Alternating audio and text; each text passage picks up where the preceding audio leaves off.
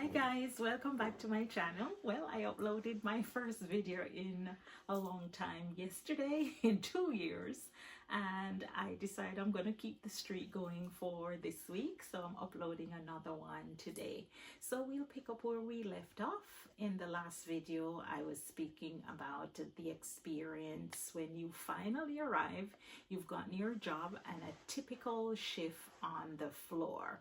So yesterday I spoke about the Epic, using that computer system. Note that there are also other computer systems. I've used Point Click, but that's a PRN in a nursing home, which is for another video. And there's also Meditech. Now Meditech is used by HCA facilities. That's another computer system which everyone finds a headache, but the majority of hospitals, most of them use Epic, and there are different versions of Epic. There's basic Epic, medium. As the hospital have funding and decide to expand more, they decide to add different things, and people can also comment on things that they need. We need a flow chart. For example, I've used Epic where your orders for your eyes and nose, your input output, it doesn't get tallied, it doesn't get brought over from your pumps. I've used Epic where it does get brought over, everything is tallied up, you just click rate verify. I will tell you more about pumps in another video. But so you've arrived, you're given a preceptor when you come to the floor. That's why I'm saying don't be disheartened and don't think that you won't survive in nursing coming from a different background. You're given a preceptor. The preceptor you're with for however amount of weeks you're given. I was given 16. Now if you go to Med-Surg, you'll be given a preceptor and you'll go around with that preceptor for the entire 16, 6, a month, whatever. Different people have told me that they were given different amount of time, but I was given 16 weeks.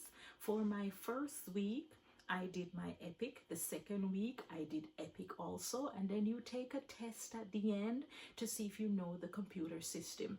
It's not a test for you to fail.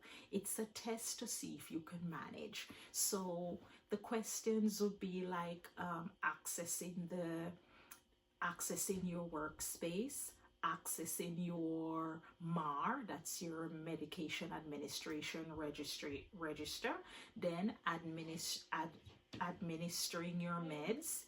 They'll give you a fictitious patient for which you'll have to give the medicine. So it's just the stuff you've learned for the whole 2 weeks. They'll ask you to find the flow sheet. How do you admit a patient? How do you discharge a patient? All that appears in your Epic training.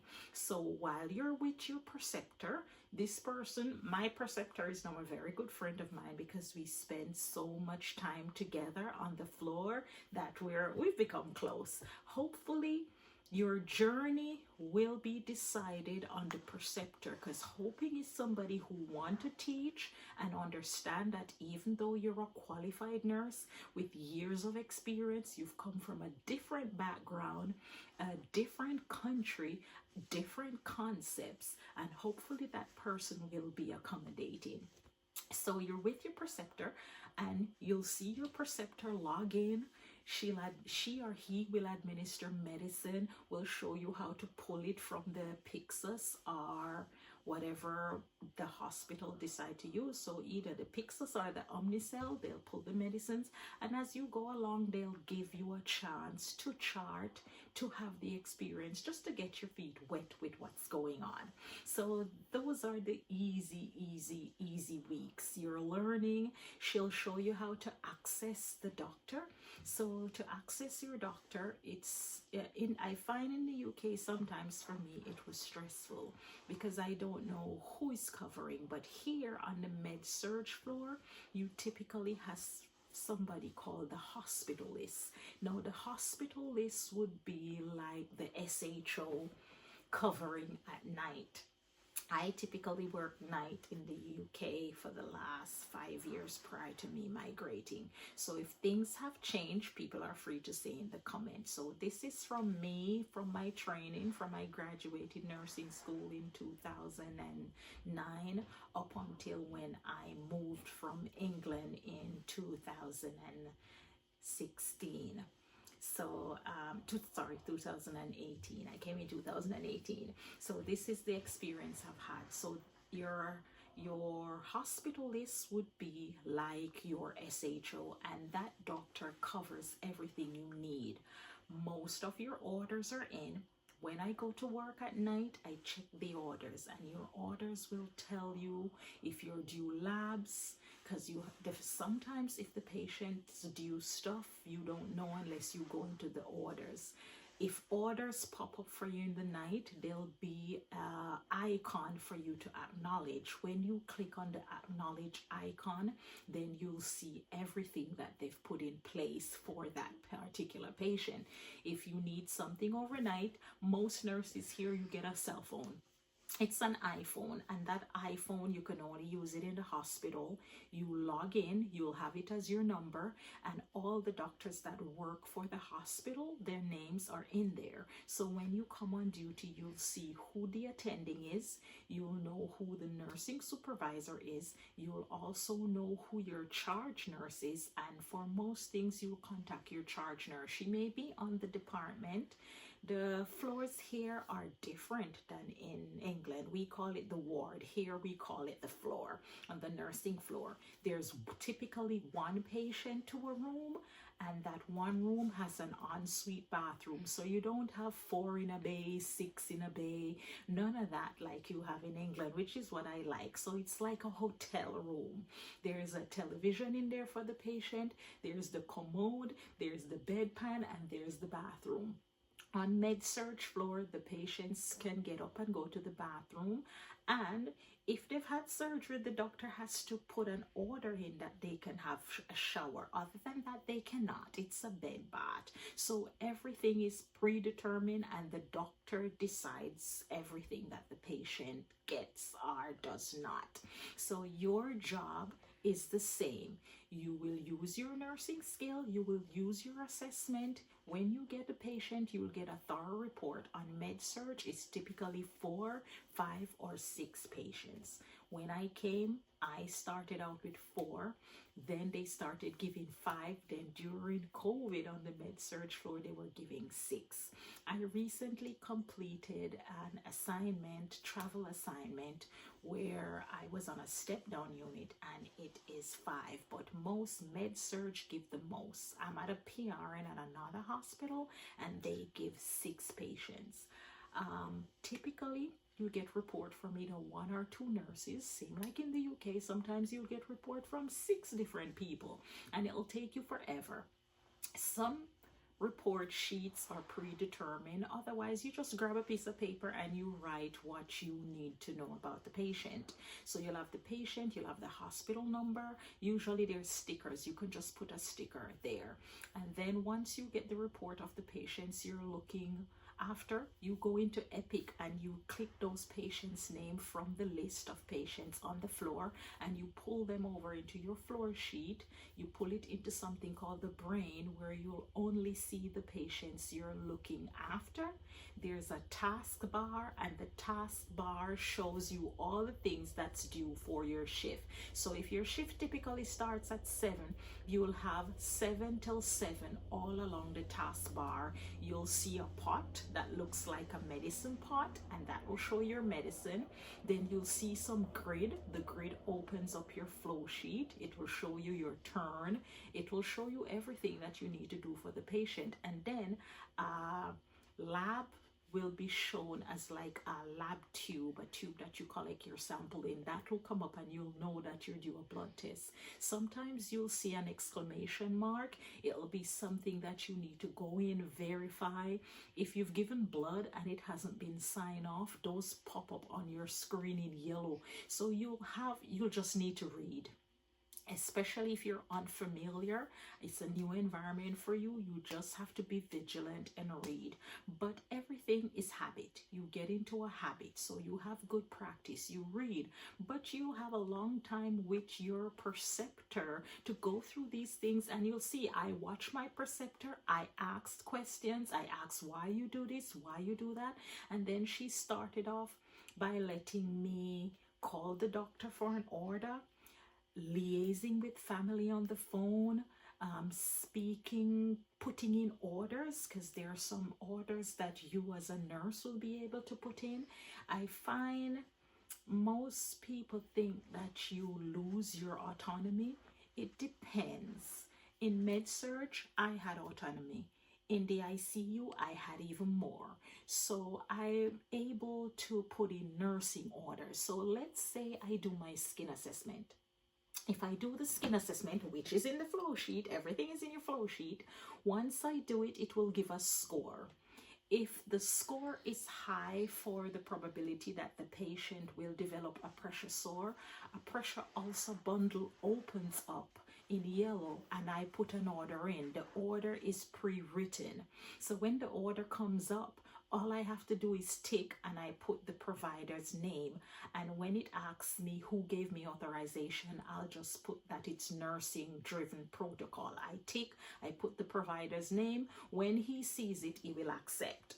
So that's an order that a nurse can put in. Also, for your falls assessment, the falls assessment comes up in the flow sheet. So the flow sheet starts from top to bottom. When it gets to the bottom of the body, the next thing is the skin, the falls risk, and daily care for bath, and then it have your IV access below, and then it has everything else below. One long sheet from top to bottom.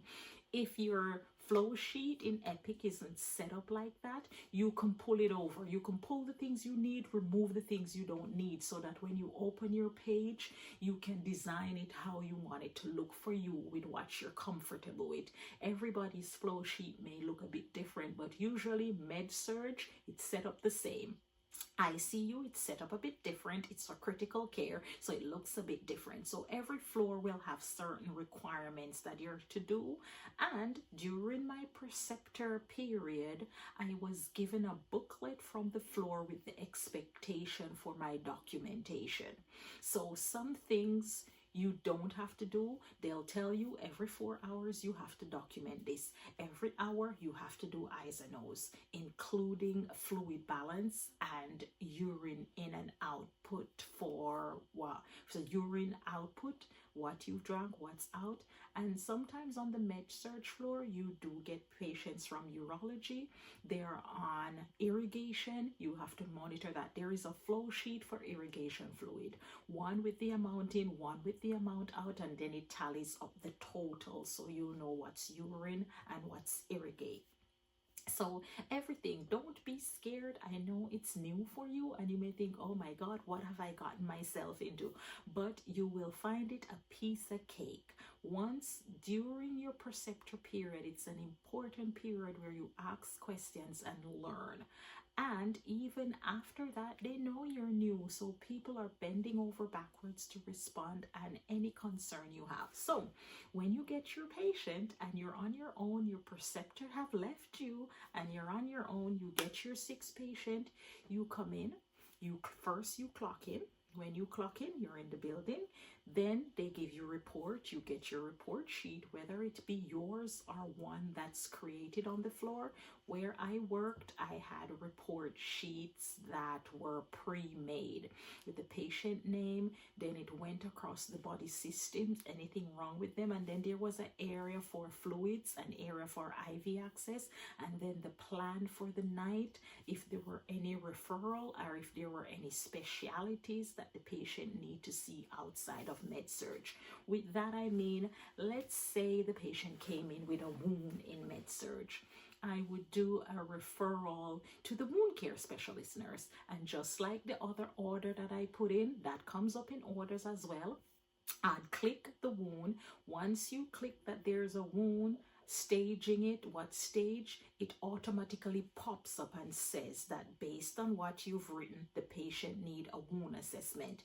You don't have to contact anyone, the doctor, to ask and say, may I put in an order for wound care consult? No, you just click it and you'll put as per nursing protocol when it asks you where did the permission come from. You click that, you put the attending, that's the doctor that's covering the hospital list, or the attending. The attending is like the consultant, whoever, but they call it the attending. So the attending is the top doctor for who the patient falls under, who will typically come in the morning and do the round to see the patient. The hospital list is just a doctor like the SHO covering that entire area, or the med surge floor.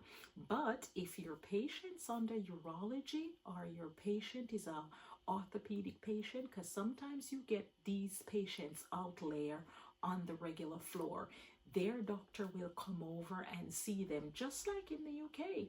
If you're on the cardiac floor but you have some kidney issues, yes, your nephrologist will come over and consult on whatever floor you are. It works the same. You just have to know who is covering and who is who. Here, because all the notes are written in the computer, there's a section called notes. You will see who that specialty is, and if you need to have a conversation with that doctor, you could pick up the phone and say, hey, I have your patient here that you've consulted on, and you have a renal question. You could ask about the patient. So everything is there. It's not daunting. You just have to be vigilant in following the orders, knowing the orders, and know your limitation, know what you can't do. If in doubt, your charge nurse is there to consult. If you're unsure about a certain medication, when you click on your medicine, it has a micromex, it's called. Don't quote me on that, where you can click, you can see the reaction of the drug, you can see what it interact with, and you can also call the pharmacist. You can say, hey, I don't know this drug, I don't understand, could you just tell me a bit more? And the pharmacist will be happy to tell you. And so it's as I said, nursing is the same. Nursing is the same everywhere, whether you're in England, whether you're in Africa, or whether you come to the United States. It's just a matter of terminology and how certain practices. I've worked in several hospital group here, and let me tell you, everywhere you go, people do things differently, but it all comes back to the care of the patient and the orders, carrying out the orders. Identifying when your patient become unwell, escalating. First, you escalate to your charge nurse, or you escalate to the doctor that's covering. The one good thing here, once you escalate, they get back to you and orders are put in for you to follow.